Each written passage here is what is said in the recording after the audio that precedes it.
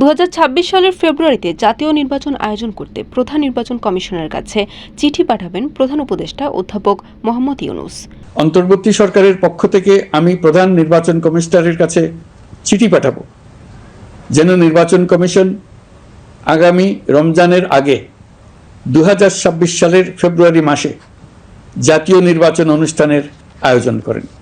আপনারা সকলেই দোয়া করবেন যেন সুন্দরভাবে নির্বাচন অনুষ্ঠান করে এদেশের সকল নাগরিক একটি নতুন বাংলাদেশ গড়ার কাজে সফলভাবে এগিয়ে যেতে পারে।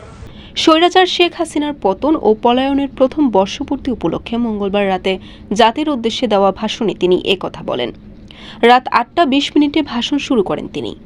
প্রধান উপদেষ্টা অধ্যাপক ইউনূস বলেন, অন্তর্বর্তী সরকারের পক্ষ থেকে আমি প্রধান নির্বাচন কমিশনারের কাছে চিঠি পাঠাবো যেন নির্বাচন কমিশন আগামী রমজানের আগে 2026 সালের ফেব্রুয়ারি মাসে জাতীয় নির্বাচন অনুষ্ঠানের আয়োজন করে। তিনি বলেন, ফেব্রুয়ারি বেশি দূরে নয়, নির্বাচন নিয়ে প্রস্তুতি নিতে নিতেই ভোটের দিন এসে পড়বে। বহু বছর আমরা কেউ ভোট দিতে পারিনি, এবার আমরা সবাই ভোট দেব, কেউ বাদ যাবে না। সবাই যেন বলতে পারি নতুন বাংলাদেশ গড়ার পথে দেশকে রওনা করার জন্য আমি আমার ভোটটা দিয়েছিলাম। আমার ভোটেই দেশটা সে পথে রওনা হতে পেরেছিল। নারী ভোটারদের ভোট কেন্দ্রে আনতে সরকার উদ্যোগ নিচ্ছে জানিয়ে অধ্যাপক ইউনূস বলেন, নারী ভোটাররা যেন দেশের সর্বত্র নির্দ্বিধায় আনন্দ উৎসাহ সহকারে তাদের ভোট দিতে পারে এটা নিশ্চিত করতে চাই। এবার যেন কেন্দ্রে কেন্দ্রে নারী ভোটারদের ঢল নামে, আমরা সেই লক্ষ্যে সমস্ত ব্যবস্থা গ্রহণ করব।